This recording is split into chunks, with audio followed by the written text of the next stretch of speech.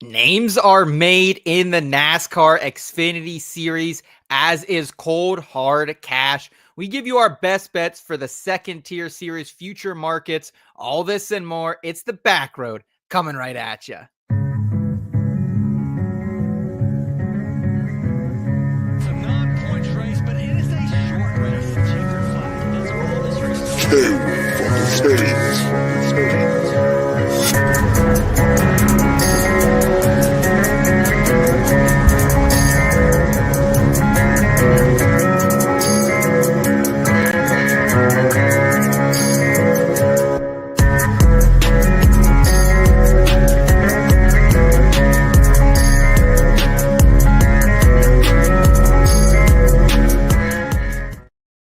What's going on, folks? This is the Backroad. This is In Between Media's NASCAR betting program, and the off season is the end of the off season is so close we can taste it. My name's Elliot Hicks. With me is Seth Woolcock. As tonight we'll be going through Xfinity Series bets and talking a little bit about the Clash as well.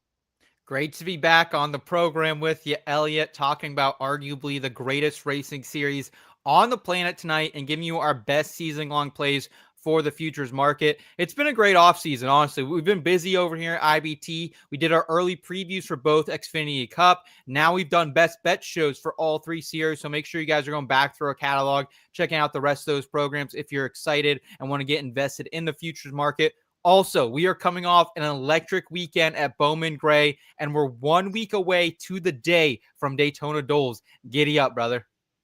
Can't wait. Some of those, if you go back and check out those older programs, unfortunately, some of those numbers may not still be available, including our generational bet that we both are down on that we told the folks a few weeks ago. Before we get to the Xfinity bets, though, we will look back on the Clash at Bowman Gray. And we also shout out to everybody who's been with us throughout the offseason.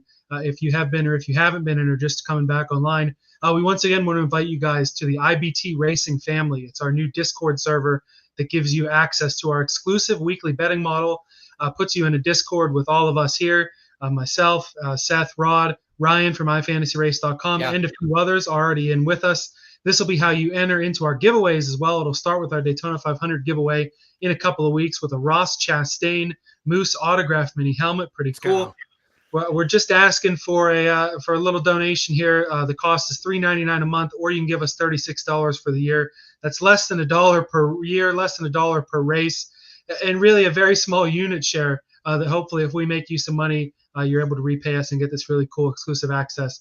You can get the link to that in the episode description. And Seth, I'm not going to speak for you, but I'm assuming you want that place as packed as I do. Dude, listen, Elliot, we're 1 week into the betting model. Banger, won us money. And also, I put two bets in the Discord last week that we didn't get to talk about on the show. They both hit. They were both a plus 300 or plus 450. We'll talk about those later. But like, this is a great community that we're kind of building over there. We kind of get to talk things out. I know I was like, I throw out there, hey, is anyone interested in Bubba Wallace this week? Because he's showing up high on the model. I'm seeing some good numbers. We kind of discussed it, went back and forth. It's a great place. It's already been proving profitable. If you got in last week, you've already pretty much made your money for the season off of it to pay back for it. So that's what we're trying to do over there. Shout out to Marcus and everyone who's been over there. Ty in the chat. So we appreciate you guys. Marcus tuning in here with us tonight as well.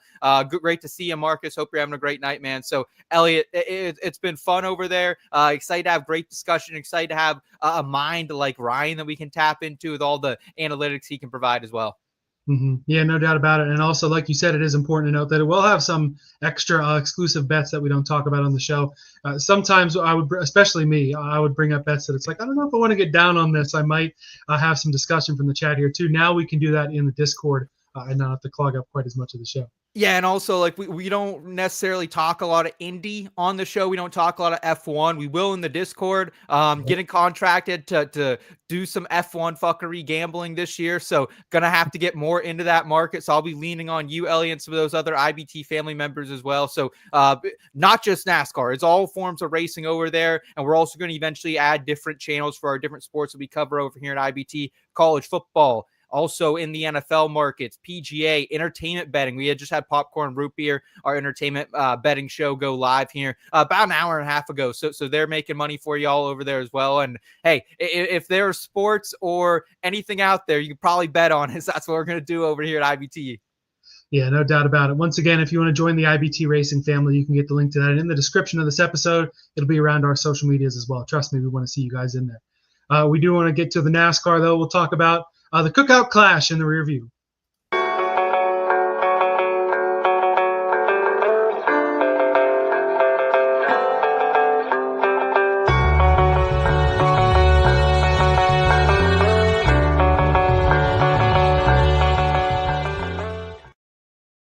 So I would say the Cookout Clash weekend went pretty well, not only on the betting card, but in terms of on the racetrack as well. In terms of the main event, Chase Elliott won in pretty dominant fashion. Ryan Blaney came all the way from the back to be the runner-up in that race at P2. There was definitely some chaos that we wanted to see in the Madhouse, but not excessively so, I feel like, which was nice. But unfortunately, no fights in the infield or back in the pit area. Yeah, man. And shout out Bowman Gray, shout out their entire racing community, because this atmosphere was truly electric. The track production team, I think, knocked it out of the park there. Everyone who's like controlling the lights and the music, it felt like a big event, right? Like this felt like more than, a lot of people kind of compare it to an NFL preseason event. It felt bigger than that. The crowd was into it. They were standing the whole time. Jeff Gluck said on the teardown this weekend. Also, how many double birds did you just see? Like, it didn't matter if it was, the guys racing up front, Denny Hamlin passing Chase Elliott, or if it was, Brown and the other guys who are the local legends getting to tear it up there, racing for, last or second to last in just the last chance qualifier. Yeah, it was great. The crowd just as excited for Tim Brown and Burt Myers racing together as they were for the guys out front. Definitely a good weekend on the track. In terms of my bets, definitely not a great weekend in terms of what I shouted out on the show, as nothing that I shouted out hit. So I hope you didn't listen as closely to me as you did to Seth and Rod. I had the Denny outright. He challenged Chase briefly a little bit toward the end of the first half. He was up there, had a pretty good night, but of course that resulted in my Toyota outright not hitting either. And also the Kyle Busch group bet, Chase Elliott was in that group, so that one didn't hit. The one that I said was all vibes, no stats, Josh Berry over Bubba Wallace. Yeah. I was because Josh Berry really kicked some ass to make it into the main, but Bubba was really good, ran top 5, top 10 all night. Well, and I can't blame you for the Hamlin bet, because you had talk about closing line value, Elliot. You had an 11-1. We woke up on Sunday morning when odds were finally posted again. You were getting Hamlin at max plus 475. So you had a ton of positive EV in that bet. That's still a bet you're making every single time if you could relive that. You did not trust the model, though, when it came to the Josh Berry bet, and I told you that, and I regretted not betting Bubba Wallace, because that was what I was thinking on all week, at least in that matchup scenario. Did get down on Bubba Wallace. So, Elliot, nothing to be ashamed of. Only thing I would say, trust the model, bud. Trust the model. And like it delivered, I felt like, for us in our first week of having it out there for the IBT family. 3 of the top 5 were in that model. It was also very high on Bubba Wallace, who finished top 5. That was a bet I gave out in the Discord, was plus 450, and that was a great one. So I was really happy to see what Bubba Wallace and that new crew chief could do. Also, it hit Logano and Blaney top 5 parlay. I never hit the manufactured parlay, so that was great to have a plus 530 on the card. Really, like the size of a good outright, right? So that felt great. Logano minus over Bell minus 115. That was my big play of the week, my 3.5 unit, Elliot. And looked a little dicey there earlier. But Penske always has that late run speed. Christopher Bell seems just fade in these types of spots. So that was another one. We just trusted the model. It was a big differential, 16 places on it. And then Chase Elliott, we got down on him 3-1. That was another one we shouted out in the Discord. Very chalky, but I said, hey, he's 3-1 out there. We're going to throw it in. So really great week for the model, I'd say, man. Yeah, no doubt about it. You're right, man. Just trusting it more definitely would have helped me in some of those bets and helped you make a little coin there. One thing that we didn't factor in as much as we thought we did that we can keep in mind if it does come back is that Martinsville stats really weighed heavier almost than the Clash stats. The guys who were good at Martinsville, especially Chase Elliott, were the cream of the crop at Bowman Gray. Yeah, dude. I mean, that is the one thing I would go back and change is we very much heavily weighed LA. We did have Martinsville in there, which I'm glad we did because I know a lot of people weren't weighing Martinsville. So that definitely helped boost some people up. But yeah, Chase was the big one we missed on because LA stats, dog shit. Martinsville stats, awesome, like off the charts. So that's the one thing I would go back. I just think like these Cup cars, while they're still big for Bowman Gray, I think the apex of the turns was much more approachable than the Coliseum, where you really just had to throw it in there and play little bumper cars in the corners there. And so, yeah, I think you're dead on. Loved what we saw on Saturday night. The heat races were so much fun. A bit of fuckery in those, but, that's really kind of what we come to expect in those. And it was great to see guys like SVG having success, not only in the heat races, but all weekend long. And then also last chance qualifier, very long race, but, a lot of, kind of a mess going on there, but desperate times call for desperate measures. So can't blame anyone. And great to see guys like Eric Jones pop his head up for a little bit. He was taking control of that race before he got spun out. And then your guy Josh Berry, man, he came through. Him and Larson got it done and advanced and saw some good hard racing between the two of them at the end. Yeah, no doubt about it. Berry clawing his way through the field there. Like you said, Eric Jones getting dumped. I can't believe that Larson really caught all the breaks he needed to move up from starting 10th. Didn't help him though. No, it didn't really help him. The Dillon brothers beating the shit out of each other. That was fun.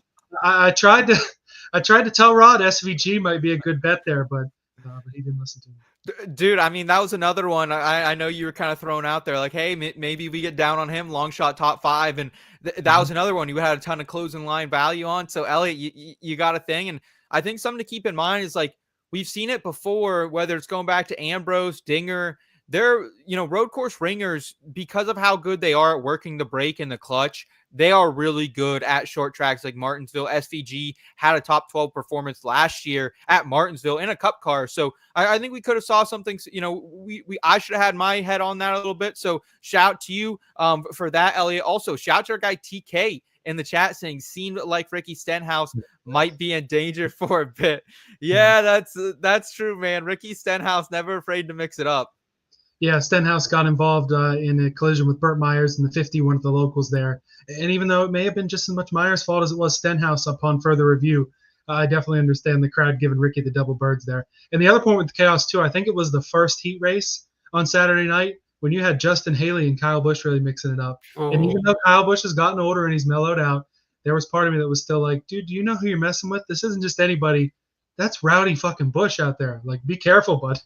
Yes, absolutely. That's a guy you don't want to pick a fight with. Luckily, Rowdy always kind of on his P's and Q's and knows how to race respectively. So great overall event.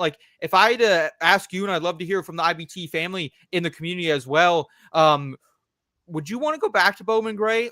Because I absolutely would. I would say whether it's the All-Star race or keep the Clash there for at least a few more years, and then maybe make North Wilkesboro a points-paying race or something, or even I would even be okay with Bowman Gray being a points-paying race at some point. What are your thoughts on it? Am I getting too far ahead of myself because I'm coming out with cashing some bets? Yeah, I think so. I think Bowman Gray, and especially I'm glad they didn't do it with the Coliseum. Definitely not quite points-paying territory. I like that. You got to have an actual pit road to have a points race. I feel like North Wilkesboro, they at least let the cars kind of hang in there. You don't have to come from outside of the track. Like a Bowman Gray. But true. Definitely a fun event. I think it's great for the Clash. I think they did 3 years in LA. Let's do 2 more years here and then advance it wherever you need to. Yeah, just I want to keep it, keep it somewhere. And whether eventually, NASCAR buys up, and I hate NASCAR buying up local tracks, but that's really where I feel like they're going to put the money into to have an event like this. But could we get to South Boston? Could we get to Hickory? Could we get to one of these Myrtle Beach, something like that? I think there are so many countless options out there, and it really brought me back Myrtle to my Beach roots. Doesn't exist anymore, but some of the other ones, yeah, just it's really great. Sorry, yeah.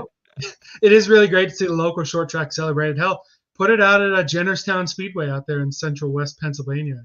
I'd be about it. Yeah. Erie Speedway could do it for sure. Erie Speedway, I think, is a half mile actually, though. So we got TK weighing in on the chat as well. He is saying that it was a fun one-off, but I wouldn't want it for a points race, though. Would be cool to go back at some point. Yeah, I think that's the general consensus, 86% on Jeff Gluck's poll. So I think the NASCAR community as a whole, even though bettors were kind of staying away from it, it felt like, Elliot, I felt like in general the community enjoyed it. Yeah, us and our motto, we were thankfully able to make a little bit of money. And the other thing about maybe not a points race at Bowman Gray, they couldn't even do inspection at the track. They had to do inspection. Yeah. True. in the cars of the track. But Roll anyway, down to Charlotte. It's all right. They're all all right.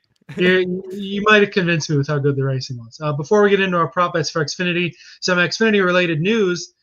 This will be the last year that it will be the Xfinity Series. They're taking away their title sponsorship from there. To the execs at Anheuser-Busch and Busch Beer, to do the right thing. Yes, sir. Please. Let's go, baby. Truck is back. It's just a Cup Series. Let's get the Busch Series back. But they also announced something exciting. They have previously sponsored the Xfinity Fastest Lap, but it was basically just a social media post or a little graphic on TV. Now it's the Xfinity Fastest Lap for points. One race point will be awarded to the driver and owner with the fastest lap in any given race, if you're eligible for points in that series at least, and this will occur across all 3 series. It's something that I've learned to accept with Formula One. You get an extra point for running the fastest lap, so that'll be good to watch as well this year across all 3 series. 1 point doesn't ever seem like much, but there are some times when it really comes in handy. Yeah, and I would have honestly probably personally been okay with like 1 point back for leading a lap. Like I really liked when that rule was in place in all 3 series. But still, this is fine. Like I'll take this too. This is really cool because I think, Ellie, this could create some wild postseason scenarios where maybe someone, maybe they're a lap down, right? And maybe they can't advance their position any further. And they're just like, hey, I got to go lay down a fast ass lap here to advance and get me 1 point. So great to see NASCAR doing small things like this to kind of tweak and innovate the sport and keep up with the motorsports world as a whole. But this isn't going to cause too much mayhem that I think people are going to be up in arms about it, right? Yeah, I mean, I don't really see a downside to this. To bring the laps led back point would be cool too. I guess it just needs a sponsor. So somebody go ahead and sponsor the Sunoco most laps led point or whatever. TK making a good point in the chat that the only change last year would have been Larson over Reddick for the regular season title. That's a hell of an important point to get. So 1 point doesn't seem like much. Carl Edwards would have wanted 1 more point back in 2011. Oh. And a couple of these other bubble cutoffs are very close. And that's a good point too about the strategy of, hey, our race is fucked, but we can help ourselves out. We can even help a teammate out by taking that point away from somebody, going out there, getting that fastest lap point toward the end of the race, throwing those fresh slicks on and making a quality lap down at the end of the race. Yeah, I absolutely agree, man. So shout out NASCAR. Appreciate you guys continuing to, adapt and move forward here in the next generation of racing. So yeah, awesome. Love to see it. But all right, let's get to what we all came here for, and let's pull it in park in the parking garage props. Let's do it.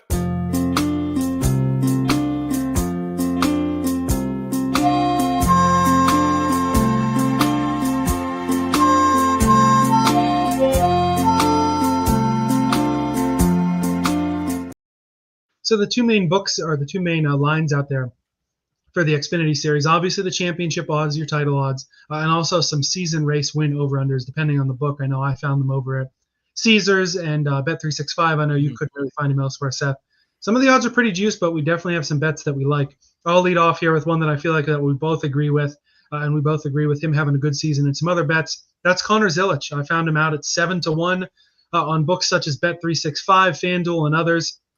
He's all the way up to the joint second favorite now in most of the books, behind Allgaier, usually behind Austin Hill, or at least on par with him. I still have the feeling this kid's going to be unstoppable. It's not just the road courses. Obviously, he had that super impressive Xfinity win at the Glen. It was also one of his 5 ARCA wins there. But in those couple of ARCA races with Pinnacle, one at Dover when we were there, one at Iowa, IRP, Michigan, a couple different track types there. It ran top 5 at Kansas and Phoenix last year. I feel like, especially if you go back through our off-season shows, we've just been waxing poetic about Zilisch all off-season, and I feel like that's only going to continue. And the books have shown it now with his odds climbing up the boards.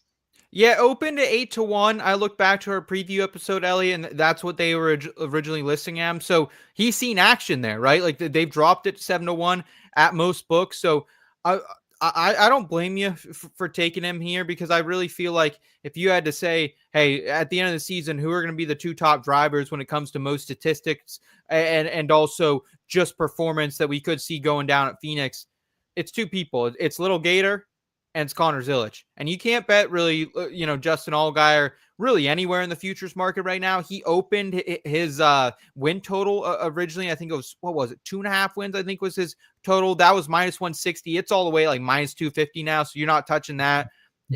Gators super short odds to win the championship as well. I think like plus 350, under 4-1 at most books. So if you want to get invested with someone in the single digits, it is Connor Zilisch. That is my standpoint.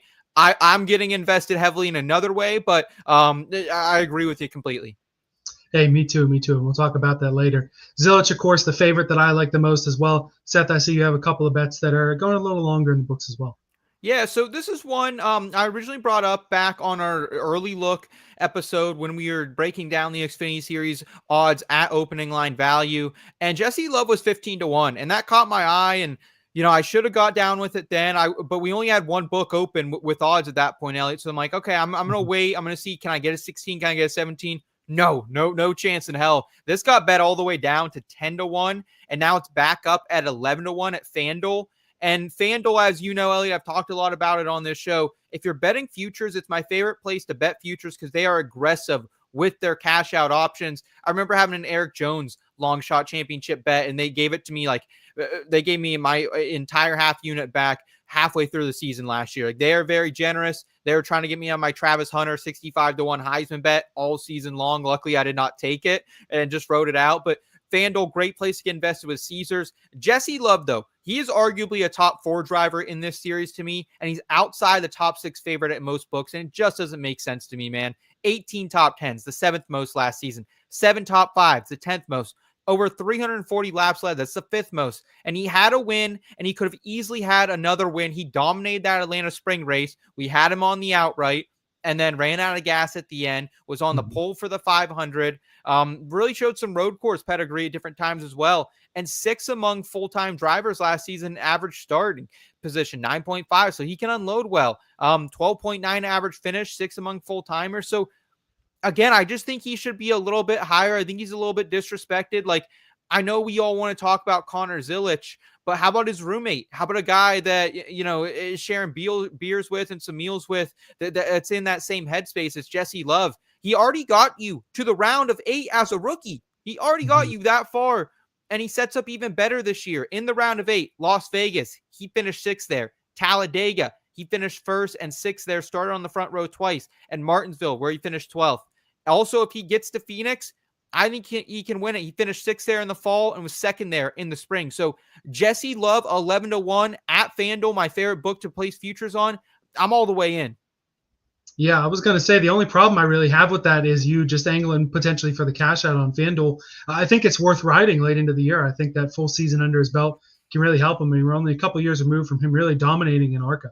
Well, and like if we go to Daytona and we go to Atlanta to start off the season, there's a good chance he wins one of those races or is at least out front in a lot of those races. So what happens then if you're not going to see 11-1? No way. You could be getting a cash out after 2 weeks. So that's kind of where I stand here on Jesse Love.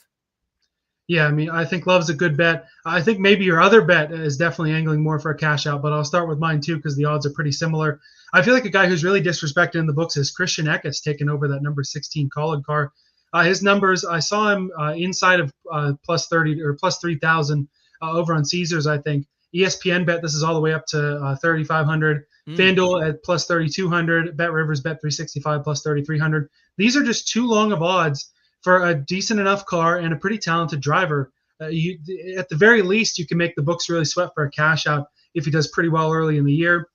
He's definitely no slouch. He's not being rushed up to this by any means. He spent 4 of the last 5 years full-time in the Truck Series. He's won 4 races each of the last 2 seasons, all different kinds of track types. Obviously, a short track ace, has 2 wins at Martinsville, 1 at Bristol, has a win under his belt at Phoenix. He's also won at some intermediates, Darlington, Kansas, Nashville. Has a super speedway win at Atlanta as well.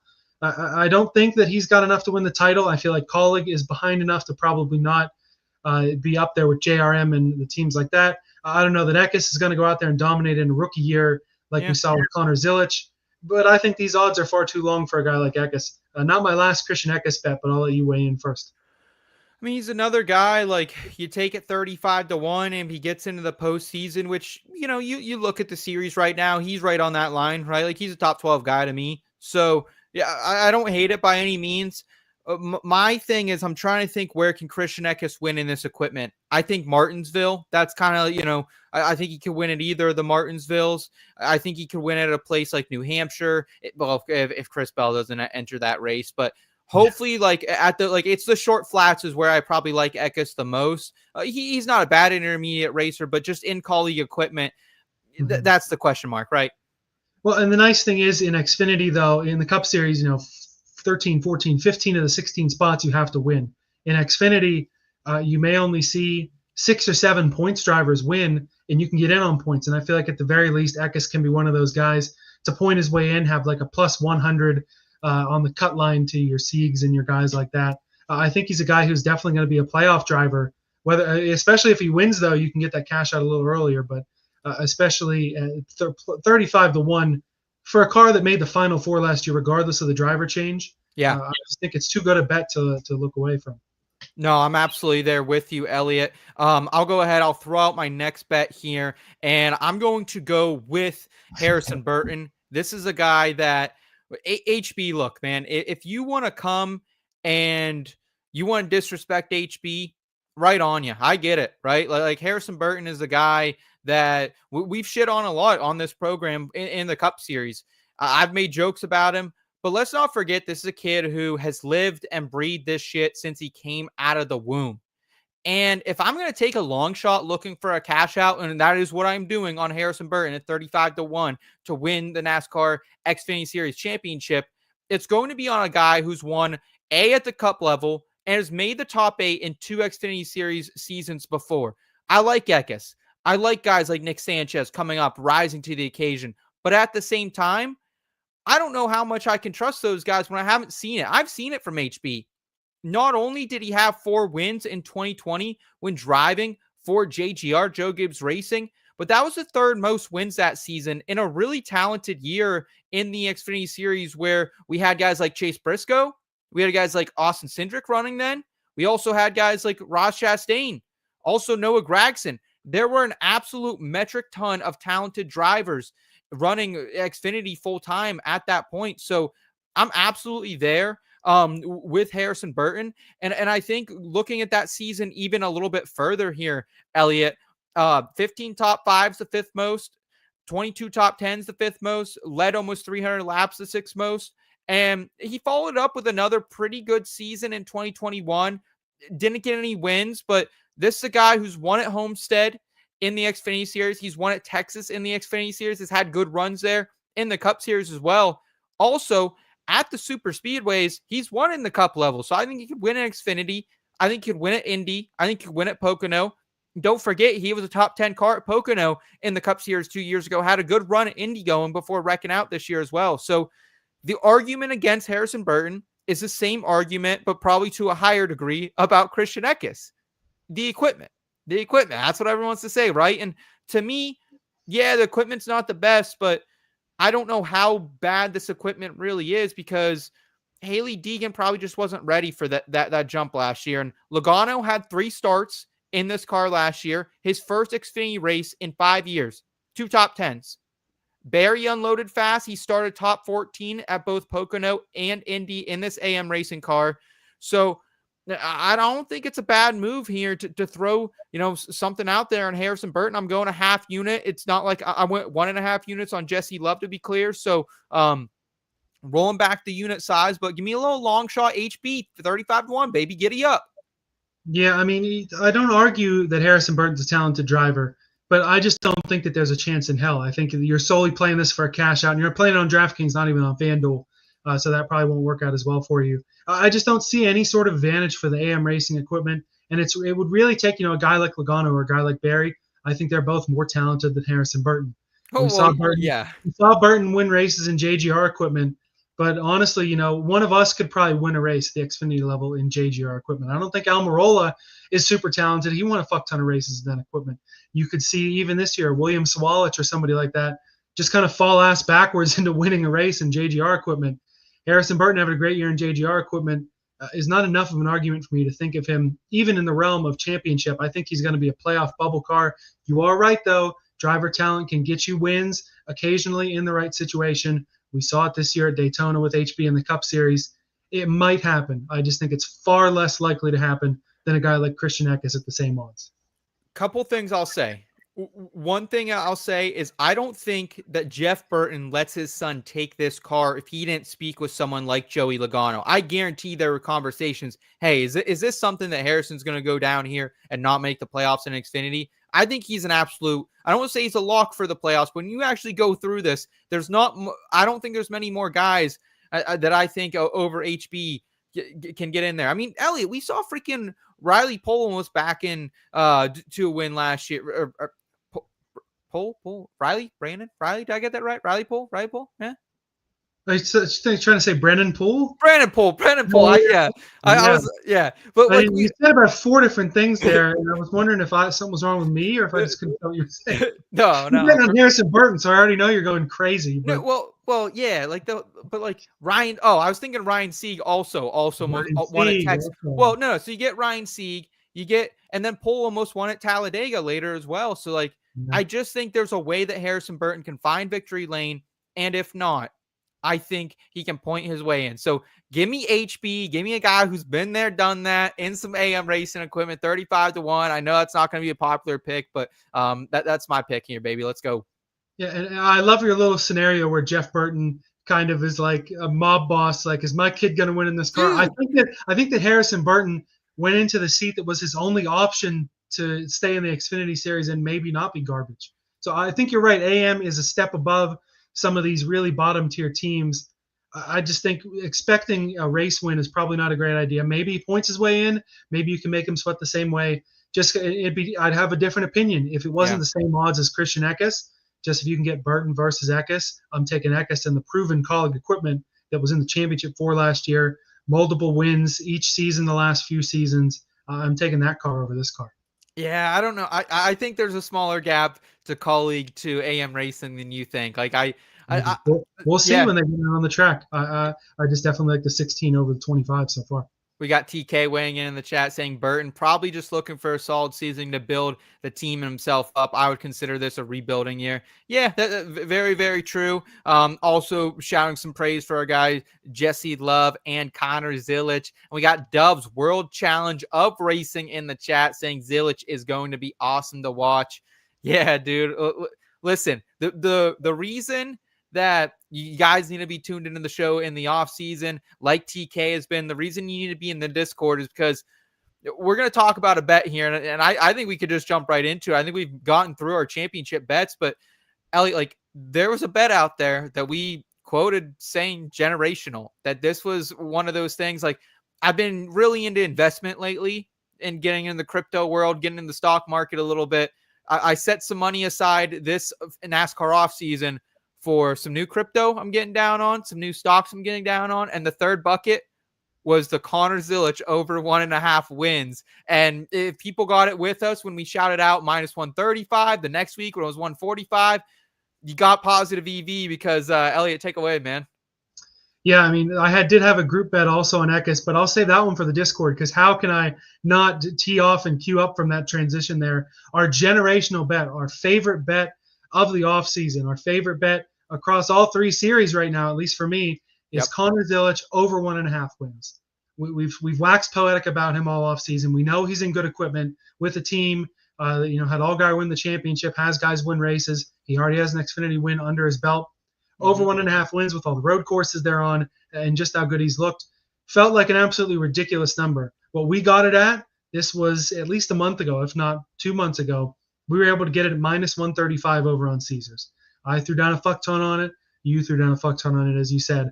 Now that is mostly around -200. I saw it around -245 at Caesars. Yep, -245 at Caesars. I saw it around -200 at ESPNBet, Fanatics Sportsbook, Bet 365. Honestly, at -200, it is still bettable because it just feels like a slam dunk that he's going to win twice. We've already seen the talent from this kid. He's already got victory lane under his belt.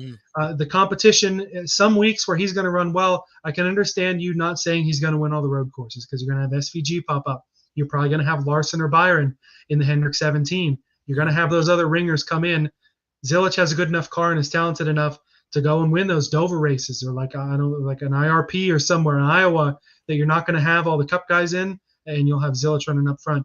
over 1.5 just seems like still a ridiculous number, even at -200. I'm sure glad we got it at a little better at -135.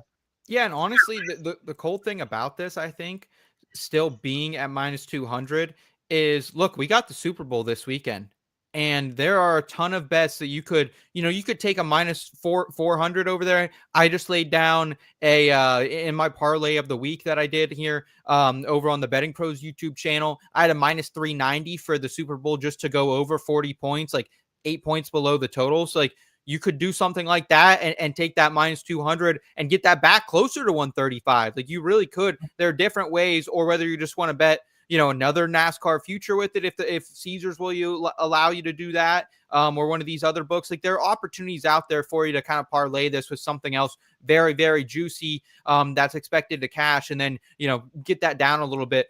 But the thing about Connor Zilisch, and like, make no mistakes about it, like, this really could be the next one. And those of you unfamiliar with Connor and kind of his game and his story, this a kid grew up racing go-karts, was racing overseas at the age of 10 for entire summers, like, left his family, went over there with his racing coach, dude. Like, he was out about on the town, like, just strolling the streets of Italy as a youngster, and lived and breathed this stuff, all his entire life, kind of growing up.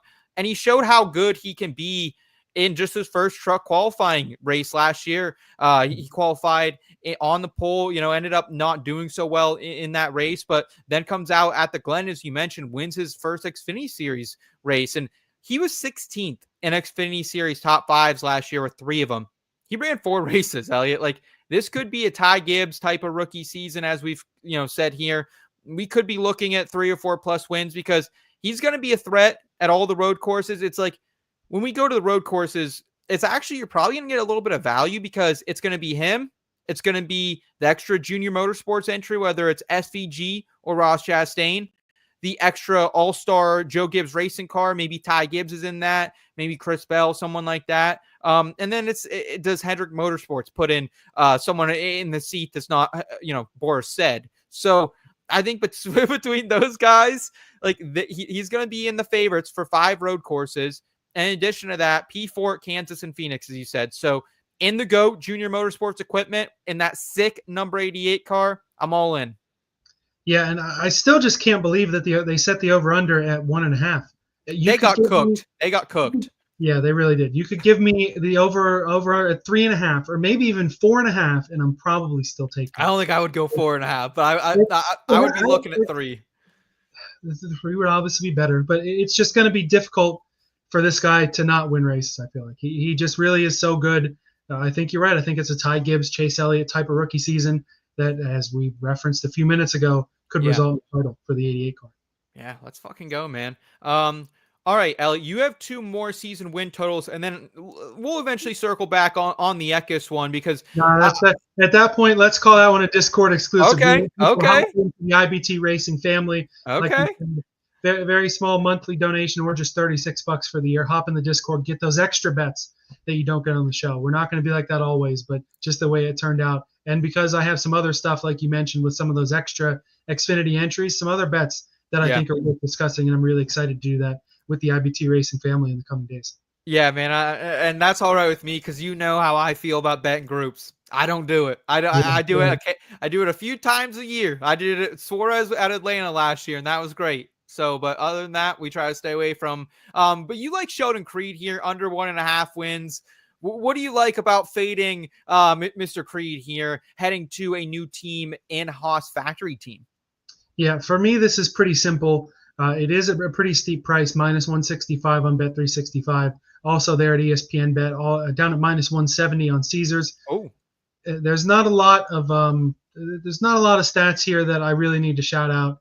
It's mainly just, if he couldn't win once with RCR for multiple years, or in a Joe Gibbs car, like I said, anyone can kind of fall ass backwards and probably win in a JGR car. And trust me, he was damn close a couple of times. Yeah. I think it was Darlington, man. We were all heartbroken for him that he wasn't able to pull it off. I just think that especially with the unknown of what is Haas factory team going to put up compared to Stewart Haas Racing. If he couldn't win one with RCR or JGR, I sure as hell don't think he's winning 2 in a season with Haas. If it was half a win, I'm taking the over, because I love the idea of the Yeah. feel-good story. He finally gets it done. He's got a team to really invest in him that I feel like was never the case at RCR. Well, clearly because they picked Hill over him when he was on his way out the door, or at JGR where he had to basically race for free Fair. to even be in that car. Maybe he's doing that too for Haas. I don't have any information on that. I just feel like two of them with Haas when he wasn't able to win with those more established teams, too risky for me. Yeah, I'm right there with you, man. Honestly, like if this was one win, I think I would take the over because he was so close last year, so many times. Even on those road courses, man. Sheldon Creed always mixing it up and just kind of Sheldon Creed's it, right? Like kind of does like almost reminds me kind of like almost what Bubba Wallace does sometimes in the Cup Series when he's in a position to win. And Daniel Hemrick, another guy that Daniel can run Hemrick up all day long, just can't get to victory lane. I mean, he did once at least, but yeah, and I think Sheldon Creed absolutely finds victory lane once this season, but does he do it twice with a new team, with a new teammate that he's never had to? Like, yeah, I think this is a fine play. Like, if I could get this probably closer to minus 145, under minus 150, but like I said, maybe this is someplace I look at this weekend. Do I parlay this with something from the Super Bowl? You know, yeah, I'm actually. Now that we've kind of talked this out too, and I honestly, like I was seeing this more at the 170 number. So now that I'm seeing it at 165, that's bettable. That's bettable, I think, and might be something worth throwing some coin on. So I like the fade of Creed there, man. Yeah, I don't mind a little juice here, especially with the nice little plus money bet. That's my other over-under win total. And I'm fading the guy again. I'm fading Austin Hill, but only because, again, it relates to his number two. I'm putting him at under 3.5 wins, plus 110 over at ESPNBet. For me, this is a numbers game. I know that he's probably the best we've seen at the Xfinity level on super speedways. I know that there's so many times where it's like, oh, it's all luck-based. Eventually, it's not going to work out, and Hill still wins the race. I just feel like the more talented guys we get in the Xfinity field, the more, these races are really crazy, and you're not going to win all of them. He's won 10 races in his career, 4 in the last 2 years. 7 of those 10 wins have come at super speedways. I just feel like eventually the luck has to run out. I know he won Homestead last year, but like I said, it's a competitive field. I think he could get to 2-3 wins, be a player for the title. I just think 4 wins on the year for him is a lot to ask. I'm taking the plus money here. Yeah, honestly, to get this at plus money, I also find a little bit of value in it too. Austin Hill, like, he's gonna take some of these super speedways, right? But Jesse Love out there in equal equipment, and while Jesse Love doesn't seem to have the acumen late in the race like Austin Hill does as of now to find victory lane, give him a couple more shots and maybe he does. So you got real players there. You got a stacked, absolutely stacked junior motorsports lineup this year.